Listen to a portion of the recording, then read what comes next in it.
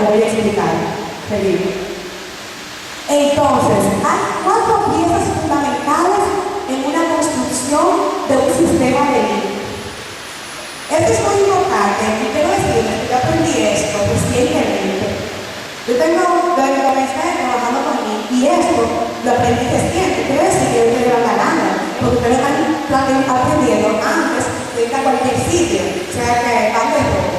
Esto es muy importante porque si yo hubiese sabido esto antes, unos cuantos extrañositos me los hubiese evitado. Pero bueno, voy a invitar a ustedes. Hay 4 partes fundamentales que en el proceso de una implementación de transformación no podemos dejar suelto. Esas 4 pilares son los que yo debo asegurar que mi sistema cubra para que mi transformación sea efectiva, sea real y sea consistente. El primer pilar, yo se lo mencioné cuando les hablaba del sistema Toyota de producción, que es JIDOKA. JIDOKA es transformación de la máquina. Si mi máquina se encuentra en mal estado, aunque yo transforme todo lo otro, la máquina me va a dar problema, porque se va a parar, porque va a dar defectos, porque va a dejar de funcionar. Entonces yo no voy a poder entregar al cliente en el menor tiempo y en el menor costo posible, porque cada vez que la máquina se detenga, yo tendré que repararla, y eso implica costo, pero también el operador va a estar parado, esperando que la máquina se arregle, pero al operador yo lo estoy pagando en ese momento. Entonces es muy importante que en una transformación atendamos con cuidado las máquinas, las herramientas con las que cuentan nuestros empleados. La siguiente transformación se llama Heiyuka y es la transformación del proceso. ¿Qué herramienta ustedes piensan que se asocia con la transformación del proceso? De las 134 que le mencionaron el jueves, ¿cuál ustedes piensan que se asocia a la transformación del proceso? No hablen todos al mismo tiempo. Dígame una solita. Está seguro, por ejemplo, que mi trabajo centralizado transforma mi proceso. Kanban transforma mi proceso, ¿verdad? TPM, ¿qué transforma? La máquina, mantenimiento productivo total. JIDOKA. Entonces, tenemos un tercer enfoque, que es el MIERUKA. No se diga que esta palabra viene de Japón, ¿verdad? El MIERUKA, que es la transformación del entorno visual. Mi máquina, mi proceso y mi entorno visual.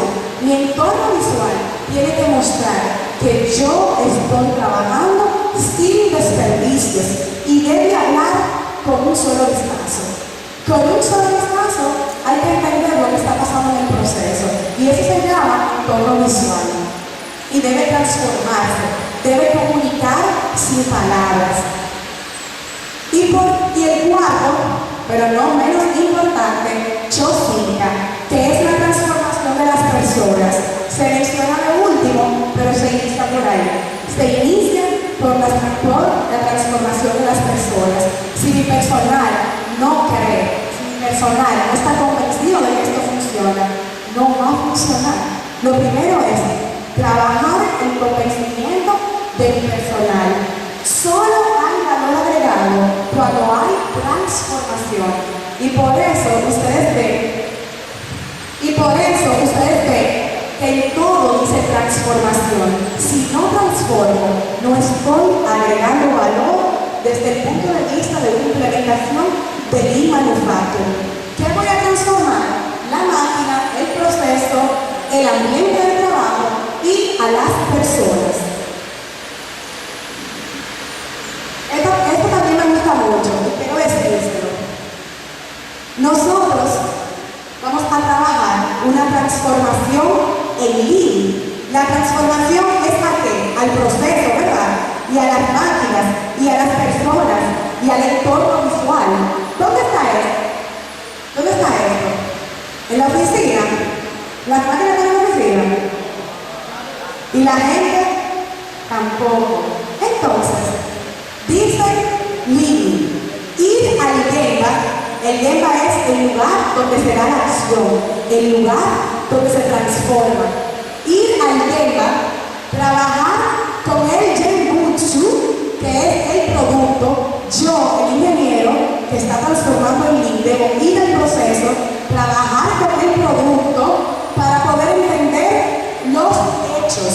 Si no voy al proceso y trabajo con el producto, no voy a entender los hechos y por tanto no voy a poder transformar.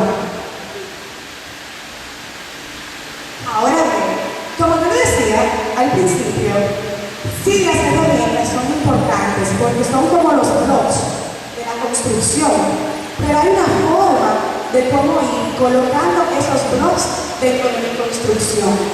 El primer paso para lo que es un proceso de implementación de Lean es una etapa de diagnóstico y es saber en qué punto está mi cultura, cómo va mi cultura, qué tanto sabe mi gente de Lean, qué tanto cree que Lean funciona, qué tanto mi gente entiende que sus líderes son capaces de encaminarnos en esa transformación.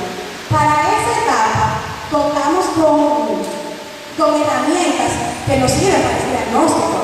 Una evaluación de cómo vamos con los 8 desperdicios, un diagnóstico de cultura, un mapa de flujo de valor, que no sé si ustedes lo vieron el jueves, pero yo les voy a decir brevemente, porque no ustedes lo vieron, en qué consiste. No vamos a entrar en construcción, ustedes lo van a implementar, ustedes van a aprender aquí a implementar aquí, porque se toma mucho tiempo aprender, pero sí van a saber que hay cosas que existen.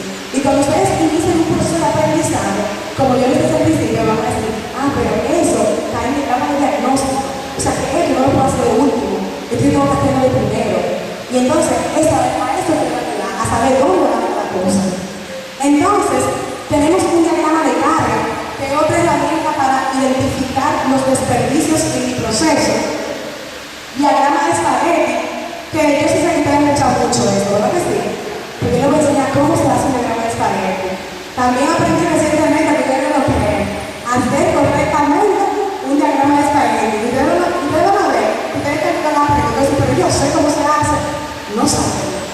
Ahora voy a aprender a diagrama de espagueti. Me causó mucha risa eso cuando lo aprendí, porque algo tan sencillo y lo hacemos de la manera correcta.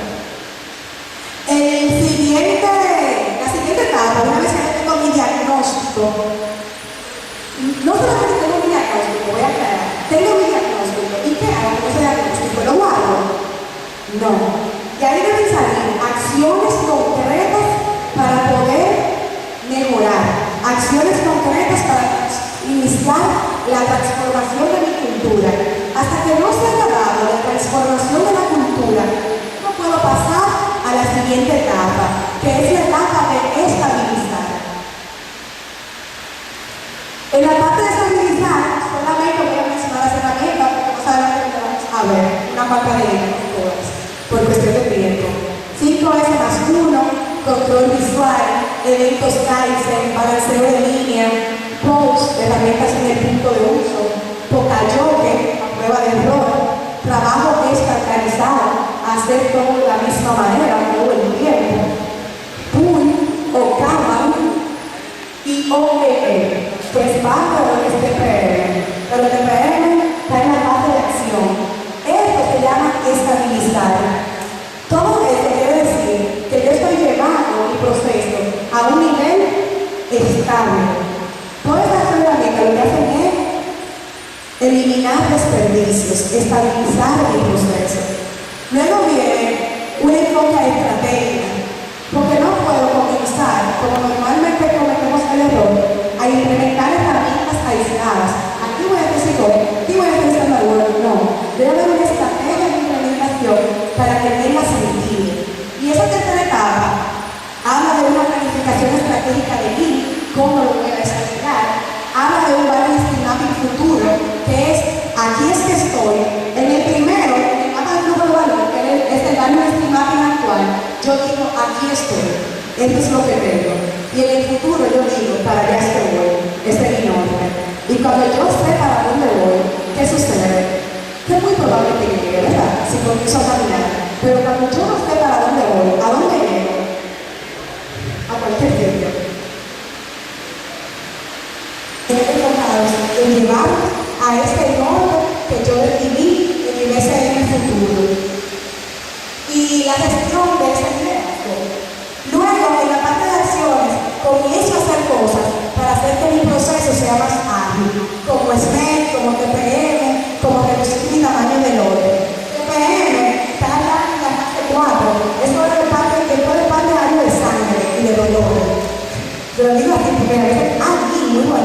pero no, va mucho tiempo después y muchas veces cometemos el error de comenzar por ahí porque se ve rápido, pero no necesariamente es la forma correcta. Por último, tenemos lo que es la evaluación. Analizamos nuestras métricas, aprendemos de otros y definimos plan para continuar la mejora. Hacemos auditorías para asegurar que mi proceso se mantenga estable.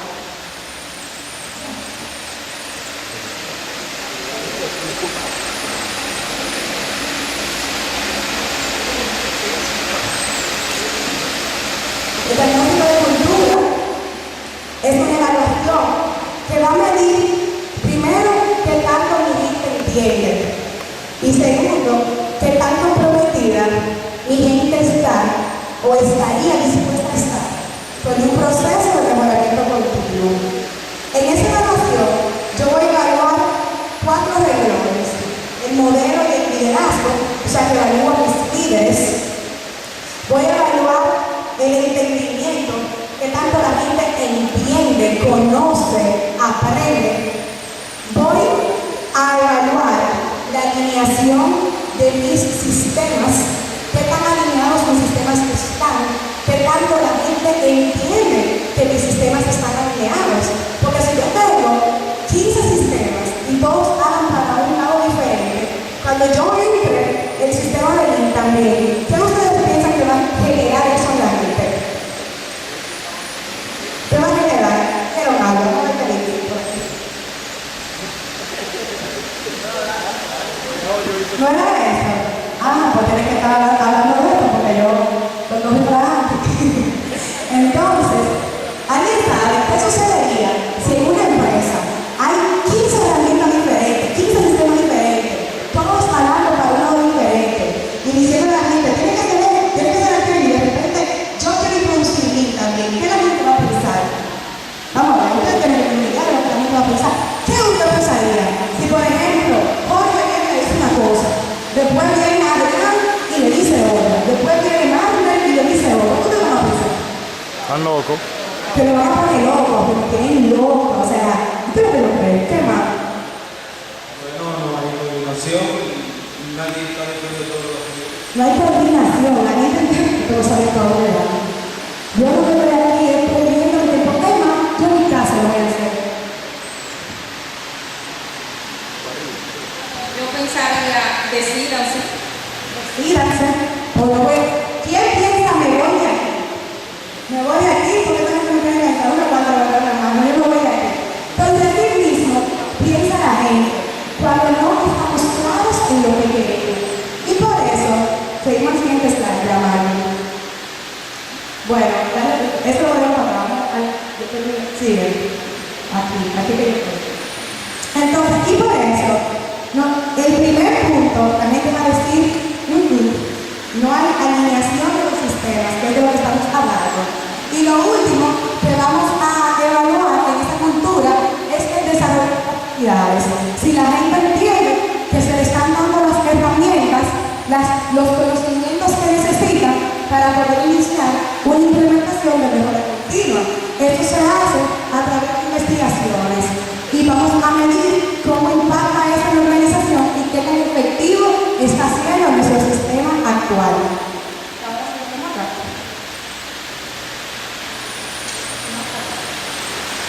Entonces, hablábamos que Lean busca eliminar ¿qué? Desperdicios. Ahora, Lean identifica 8 desperdicios básicos. Y esos 8 desperdicios son sobreproducción, defectos o errores, exceso de inventario y procesos sin valor. Sobreproducción, producir más de lo que mi cliente quiere y más rápido. Miren aquí, el proceso A está tirando para allá, paquetito, y el proceso B está así como, ¿qué voy a hacer con todo esto? Yo ni siquiera tengo la capacidad. Es más, la máquina se me paró, deja de entrar, pero el proceso A dice, no, yo tengo más capacidad, yo sigo entrando. Y eso se transforma en sobreproducción, en inventario y otros desperdicios. Defectos o errores. Un defecto aquí sería que ustedes no aprendan nada, eso es un producto defectuoso. Así que traten de aprender para que mi calidad no quede bajita, ya duele cuando lo miran. Entonces, un defecto en el proceso que yo trabajo, que es una fabricación de tela, sería un hoyo en la tela. ¿Qué se pone por hecho con hoyo? Bueno, hay algunos que vienen con hoyo en el diseño, pero un hoyo que viniera, no, una camiseta que no venga para que pero su hoyo, ¿verdad? En el ombligo, el hoyo, se va a poner a nadie. Entonces, exceso de inventario, hacer más de lo que necesito para guardar. El inventario tiene un costo. Procesos sin valor. Yo les hablaba ahorita a ustedes de la inspección, que es necesaria, pero que tengo que tratar de reducirla, porque mientras más inspecciono, más costos le agrego a mi producto, a mi servicio. Exceso de movimiento, que la persona que realiza el producto se mueva mucho de un sitio para otro, buscando cosas, caminando, porque mi distribución de slides, por ejemplo, imagínense, la distribución de slides no siguiera el flujo correcto. ¿Qué pasaría? Hay que darle para y parar. Ahora no pasó, pero lo ideal es que eso no suceda, sino que siga un orden cronológico, porque no vamos a perder el tiempo. Transporte excesivo. El transporte excesivo ya se refiere a la materia prima. El movimiento se refiere a la persona que realiza el trabajo. Y el transporte se refiere al producto, que tanto yo muevo el producto de un lugar para otro. En este caso, evaluamos nuestro layout. Si nuestro layout de planta está incorrecto, entonces el proceso, el flujo, va a hacer que el lote tenga que volver para adelante o para atrás. Las esperas, cuando esperamos por materia prima, cuando esperamos por que el producto siguiente me entregue, por materiales, por la máquina, porque esté en mal estado, todo eso son desperdicios que deben ser eliminados. Y la gente es utilizada. Normalmente no entendemos este desperdicio, pero se refiere cuando yo no utilizo las capacidades del conocimiento del cliente. Lo que yo le decía al principio, el ingeniero que está trabajando en la transformación no puede ir a la máquina y decirle al operador, mira, a partir de ahora, debe ser así, ya tú sabes, dígame ahí, tú estás consciente. ¿Qué van a hacer? Debe acercarte. Y del conocimiento que ese operador tiene, que es mucho sobre su proceso, construir una idea. Entonces, ese conocimiento, esa capacidad de la mente no se debe subutilizar, no se debe despreciar, porque de hecho, sin el involucramiento de ellos, normalmente las cosas no se hacen adecuadamente. Ya vimos esto. Y ahora estamos en la fase de diagnóstico, ¿verdad? Vimos 8 desperdicios, vimos diagnóstico de cultura, BCM actual. El mapa de flujo de valor son todas las acciones con o sin valor, desde el principio de la cadena hasta el final, que se requieren para la entrega de un producto o un servicio. ¿Lo dije muy rápido? No. Son todas las actividades, desde el principio, desde el proveedor, desde el cliente, hasta que yo tengo y le envío al cliente lo que él me pidió. Entonces, todas las actividades que se hacen en este proceso son el flujo de valor. Pero hoy en día contradictorio, ¿vale? Se llama mapa del flujo de valor y se agrega todo, lo que tiene valor y lo que no tiene valor, porque al final es un mapa de transformación del producto. Son las acciones requeridas para llevar un producto o servicio a través de flujos principales y necesarios a cada producto. El flujo de producción desde la materia prima hasta la mano del cliente. Hay 3 formas diferentes de decirlo, de ver o de saber lo que es un mapa de flujo de valor. Para la implementación de un mapa de flujo de valor hay 3 fases, sencillas, pero muy difíciles de implementar. No difíciles, se toman tiempo, requieren persistencia. Seleccionar un proceso donde yo voy a implementar el mapa de flujo de valor. Se recomienda que sea una cadena completa, no un área, sino todo el flujo, todo lo que pasa en la materia, desde el primer momento cuando el cliente le pone la orden hasta el final, cuando yo le entrego el servicio o producto que él me requirió. Todo eso debe graficarse. Si yo fuera a hacer un mapa de flujo de valor de este proceso, desde que a mí me llamó Waldo me llamó, desde que me llamó Waldo, para decirme que si yo podía ser expositora, ahí arranca mi mapa de flujo de valor con el requerimiento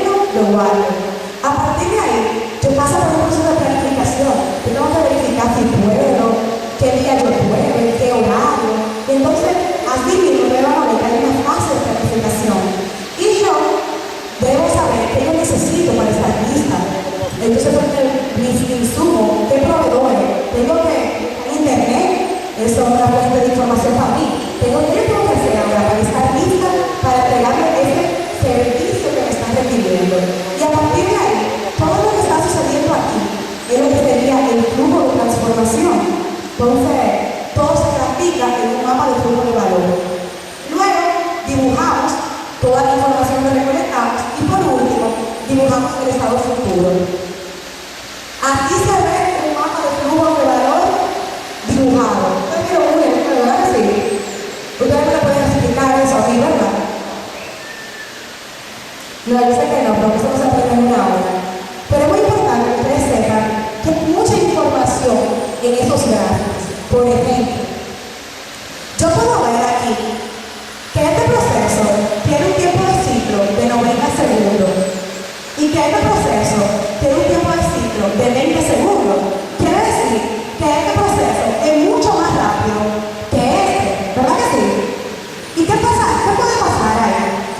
Que termine y se quede vacío, ¿verdad? Se queda sin pieza. Entonces, ahí entran las herramientas. ¿Qué yo puedo hacer para que esos 90 segundos, esos 70 segundos de diferencia, no me salgan caro? Porque ustedes se imaginan que si yo entrego un 20, tú a mí me entregas 90, hay un lapso de 70, ¿verdad que sí? Y ese lapso de 70, ¿qué es? Una espera, ¿verdad que sí? Ustedes están durmiendo porque yo he dicho esta palabra aquí muchas veces. Esos 70 segundos son una espera. Y esa espera cuesta dinero. Entonces yo, el ingeniero de tengo que pensar, ¿qué yo puedo hacer? Y ahí comienzo a pensar en mi pero si yo le pongo un Canva y le acumulo unos cuantos productos que equivalen a 70 a 90 segundos de mi producción, es decir, si yo duro 90 segundos fabricando uno y él dura 20, ¿cuántas piezas hace que yo hago una?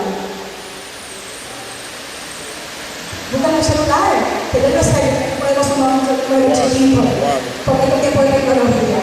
Bueno, dividiendo 90 entre 20, ¿cuánto?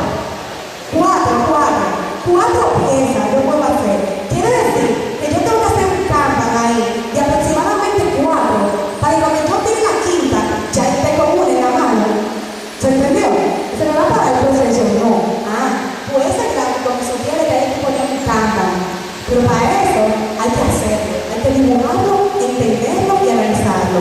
Entonces, para no hacer largo el cuento, aquí se grafica y se ponen los tiempos que tarda todo, que tarda los inventarios y que tarda mi transformación.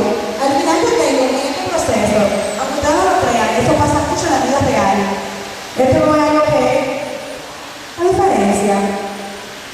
En valor no agregado, dígase inventario acumulado entre procesos. En este mapa hay 382 horas de valor agregado, formación, 100 segundos. ¿Es diferente el tiempo? Sí, todo eso hay mucho desperdicio allá adentro. Que el ingeniero Berlín, cuando está en la etapa de diagnóstico, tiene que identificar y en la fase de implementación tiene que saber qué herramienta es la que va a usar para poder nivelar. Porque en este caso yo le digo a ustedes que vamos a poner un campo ahí. Claro, eso lo tiene que sin pensarlo mucho, puede ser que no sea lo que funcione. Herramientas de análisis. Como le dije, al principio nosotros tenemos ese mapa, identificamos qué no está bien en ese mapa y qué herramienta yo voy a usar para mejorarlo. Ahora yo voy a mencionar una. Spaghetti. ¿Se me hace conocido ese diagrama de Spaghetti? Nosotros normalmente conocemos como diagrama de Spaghetti, pero Marjorie, eso no es correcto. Esta no es un diagrama de Spaghetti. Eso son muchas áreas. Pero no es un diagrama de Spaghetti. Porque recordemos una cosa muy importante, que en Lean hay tres cosas que son importantes. El cliente, los costos y el tiempo. ¿Qué tiempo tardan esos recorridos? ¿Lo sabemos? ¿Y cuánto nos cuestan esos recorridos? ¿Lo sabemos? No. O sea, esta es la forma correcta, si le vamos a decir. En un layout real de una planta, a escala, con escala y con distancias, yo marco una sola vez el traslado que hace la persona. Por ejemplo, este operador hace ese traslado, cuando no lo vean, esta era una planta que tenía un diseño real y tenía un diseño inadecuado de layout, no es de Haynes, para que le decir, ay, el layout de Haynes, es real, pero no es de Haynes. Entonces, este operador tenía que trasladarse hasta aquí. Eso es mucho, una distancia bastante larga. físico en un cuadro, le pongo color a mi transporte, ¿cuántas veces la persona viaja para allá en el día? 600 veces, por infeliz, se muere al final del día. Luego, ese transporte, esta línea largota, tenía 16 metros. En total, si yo multiplico ese 16 por esos 600, me dan 9.600 metros, que ese señor, que se vio que la tierra bastante desviada fuerte, camina en una jornada de trabajo. Al final, yo digo cuánto cobra ese operador, cuánto cobra su tiempo, qué bien traduzco el tiempo, esos 9.600 metros, eso serían 144 minutos a la velocidad que lleva. Me dicen que de su jornada, un 33% de su... ¿Agrega valor la caminata? No. Entonces ya yo y cargo algo tan sencillo como caminar. Yo me sorprendí cuando yo vi eso por primera vez. Yo dije, ay, qué ignorante. Porque yo sé mi parece así como al principio que ustedes vieron. Como la hacemos por nosotros. Pero, ¿y cuánto me cuesta eso? Pero yo aquí cuantifico cuánto me cuesta caminar mucho. Y así, yo sí me puedo presentar a un gerente de planta. Miren, hay que transformar este layout. Cuesta $1 millón de pesos, pero mira cuánto te va a ahorrar. Entonces, eso es muy importante, que cuantifiquemos hasta los pasos que damos, aunque suene un poquito acosador de eso. Entonces, gráfica de carga. Este es algo también importante. Una vez que tengo mi BCM, que pongo mi caminata, todos mis análisis, yo identifico cuáles son mis operaciones que están por encima de mi planta. Yo voy a perder mi planta en el jueves. Esas operaciones que están por mi planta son operaciones que no me permiten tener la capacidad para cumplir con la demanda del cliente. Entonces yo tengo que analizar esas operaciones y saber qué voy a hacer con ellas. Para yo analizarlas, yo uso una técnica que se llama Yamasuri o diagrama de carga. Esta es una herramienta también. Usted graba muchas veces, varias veces. Cuando me la enseñaron me dijeron 90 veces, pero yo dije, ¿qué casi? Yo voy a grabar 90 videos de una operación, pero tiene que ser muy corta esa operación. Usted evalúa qué número le hace sentido, qué número hace sentido para que esa toma de video sea representativa de su proceso.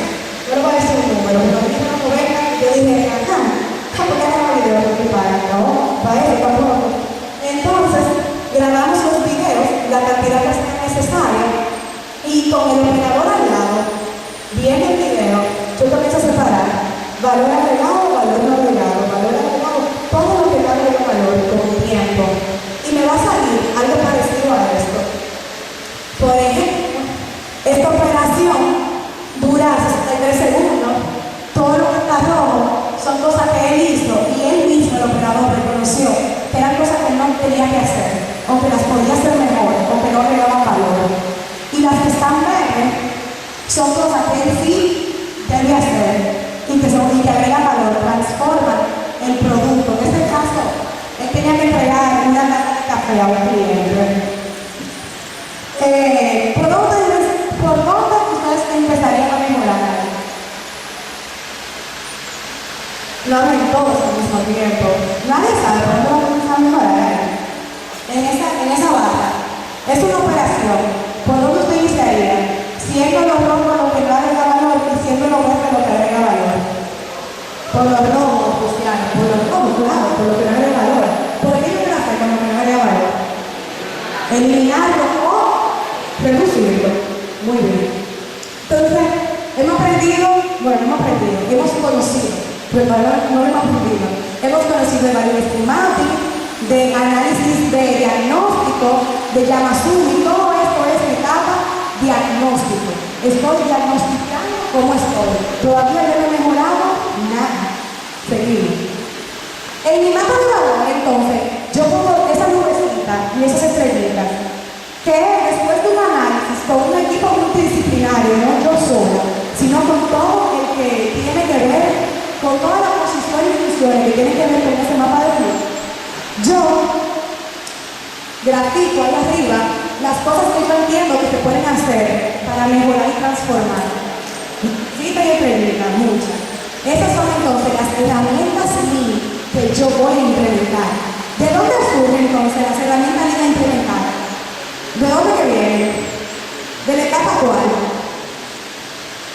de la etapa de diagnóstico, de un análisis de cultura, de desperdicios, de Yamasuni, de mainstreaming, y ahí entonces yo te digo qué herramienta usar. No es a lo loco, no es voy a usar esta, porque es más fácil, sino después de ese análisis. Continuamos. Y de ahí entonces pasamos a la estabilización. Voy a tomar un poquito de agua.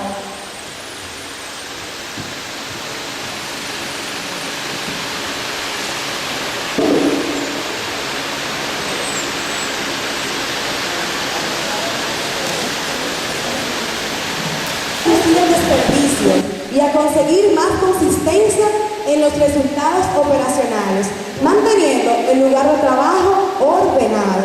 Estos 5S arranca siempre de primero, porque normalmente en el en el Yamasumi nos damos cuenta que necesitamos 5S y está en la etapa de ¿qué? De estabilización.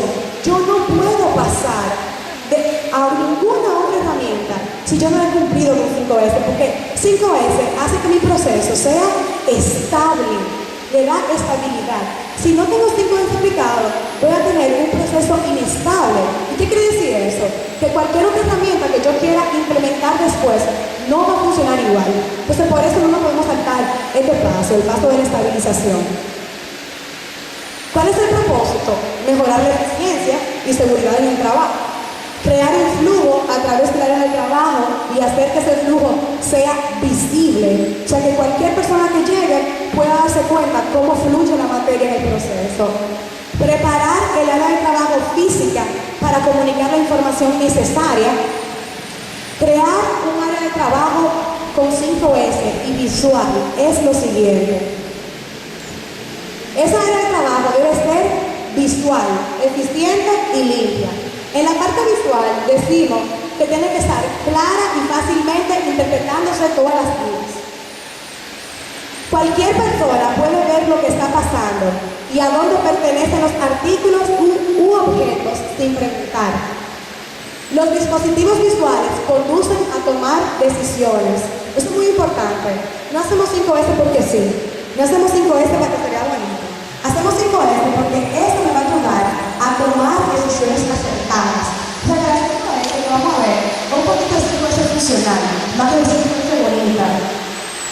Eficiente. Debe haber un claro flujo de trabajo, debe estar bien organizada. Las herramientas y los suministros deben estar situados donde la gente lo va a usar, que reduzca el movimiento para que se cansen menos y para que puedan trabajar más. Porque al final todo esto lo que busca también es productividad. Yo no hago 5S para que la planta esté bonita, hago 5S para que la planta sea productiva también. Y por último, un área de trabajo que sea limpia, segura para mis empleados y que tenga un ambiente agradable, que elimine la contaminación y que todo el mundo sea responsable para mantener el estado. Para que todo el mundo sea responsable, ¿qué tenemos que tener? ¿Qué estoy pasando en lo pasado? Para ver si ustedes me están entendiendo. Para que no les asegure que todo el mundo se responsabilice, ¿qué tiene que pasar? Tiene que haber una cultura interna de la empresa. Denme el premio que yo le di a exactamente. Tiene que haber una cultura. Quiere decir que si yo no trabajo en la etapa de diagnóstico y la etapa de hacer que mi cultura sea sostenible, la gente no se va a comprometer y no se va a hacer responsable de esas 5S. Y si yo no me involucro a ellos, como decíamos al principio, ellos van a decir, eso no es lo mío, eso es esta gente.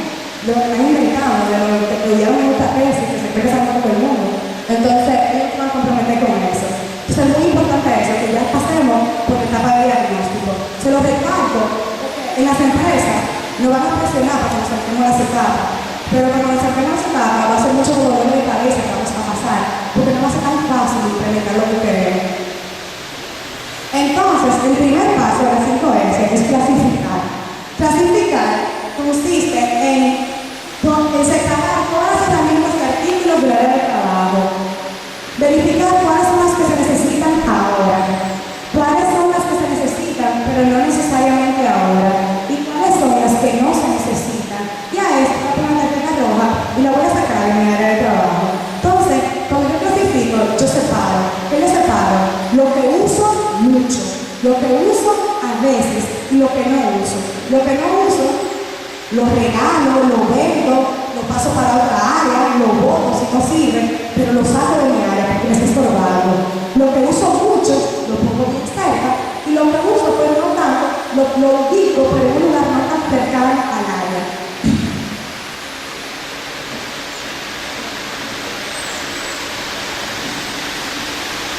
Eliminar la pertenencia. No guardo artículos solo porque podría utilizarlos algún día. No hacemos mucho eso. Las mujeres somos muy buenas guardando ropa que no nos sirve, para que nos relajemos. Entonces, eso es lo mismo, no guarden eso. Porque normalmente, cuando uno se echa su librita, da mucho trabajo bajarla. Entonces, este pantalón, mira, por ejemplo, poner una imagen de lo que está dentro, para que visualmente la gente sepa dónde encontrar qué cosa. Eso es una manera inteligente de tú hacer tu área de trabajo más visual. Estandarizar, crear estándares claros y evidentes que permitan que todo el mundo sepa qué objetos van colocados ahí, dónde van colocados los objetos, qué compren, cuándo no están o faltan, dónde regresarlos y cuándo está ahí y no pertenece a ese lugar. Todo eso debe estar contestado en una comunicación visual. Los límites visuales son delimitaciones y etiquetas. Una delimitación alrededor del objeto, etiqueta la dirección cerca de la delimitación. Tengo aquí para que ustedes me entiendan. Por ejemplo, esa copa, vamos a decir que es un objeto que va en esa mesa. Entonces, yo hago un cuadrito y al cuadrito le pongo copa 01, ¿verdad? Bien, ya con ustedes en el cuadrito y la copa no queda ahí, ustedes saben lo que va ahí, ¿verdad que sí? Sí, sí. Pero luego a la copa yo le pongo mezcla de la cachorra. Y cuando la copa queda allá, le digo, yo sé porque la copa va en la mesa de cachorro. Y en la mesa dice que hay una copa. O sea, yo le pido por sé, cuando no está ahí, ¿qué va? Cuando la copa está por otro sitio, ¿a dónde va? Pero si Marlene, pobre Marlene, pone su gorra en ese cuadro, usted va a saber que esa gorra no va ahí, porque ahí no dice gorra, ahí dice copa. Entonces, eso es lo que la delimitación tiene que contestar, que va, a dónde va el objeto y qué no va también, qué no va, qué no pertenece. La identificación del objeto mismo asegura que retorne su localidad sin ninguna confusión. Si la copa dice a dónde tiene que ir, pues muy probablemente retorne a la mesa. Deben existir límites visuales y deben ser obvios y no generar preguntas o dudas. Es un ejemplo. Delimitación o son dirección a que identificación. Yo repite eso. Esas son fotos de los objetos. A mucha gente le gusta mucho esa, a mí me confunde porque me da la impresión de que tú estás ahí y puede ser que yo inservifique que me objeto. Pero son imágenes que me indican qué va en cada cosa. Y aquí hay tres ejemplos. ¿Por qué debemos establecer delimitaciones?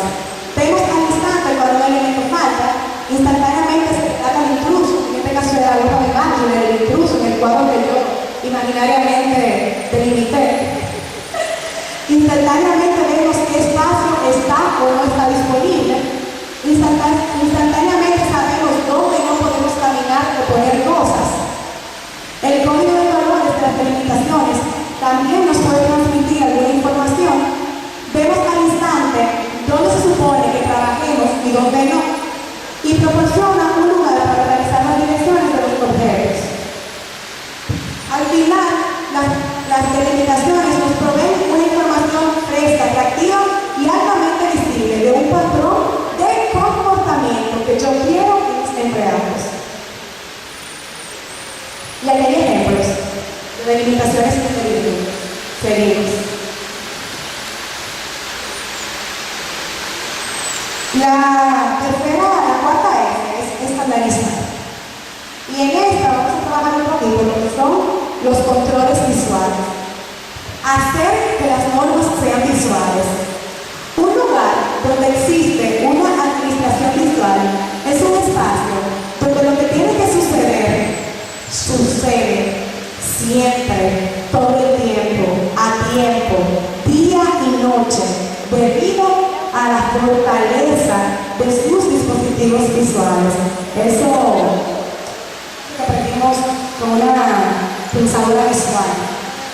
Entonces, la administración visual nos debe llevar a un comportamiento. Todo lo que yo pongo visualmente debe generar un comportamiento o una decisión. Yo le puse esta imagen y yo quiero que un varón de lo que maneja mucho y que le gusta mucho el tema de velocidad, diga que antes hace mucho más dinámico, porque ustedes están como medio lento. No se maten por venir todos, porque no es tan difícil lo que le voy a preguntar. Hay un voluntario que viene, es un muchacho valiente. Este ha sido mi voluntario número 1 el día de hoy.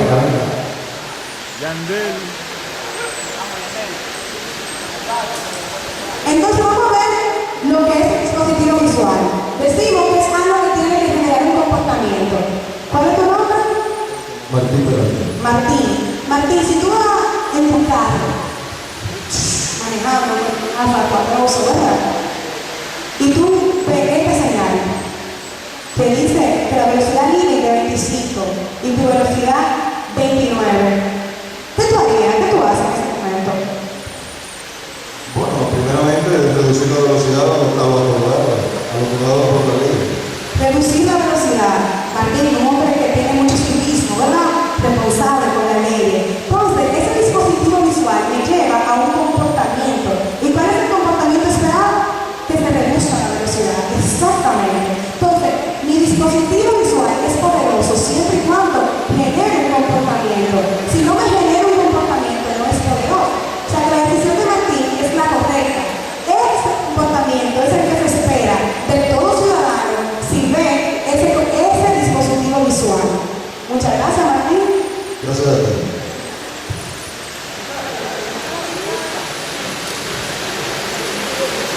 Crear un ambiente de trabajo donde las cosas son obvias, desde que empieces a caminar dentro del carro.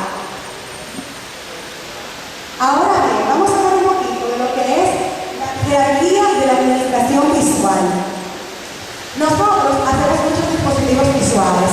Muchos de ellos no tienen poder de influencia en el comportamiento de las personas.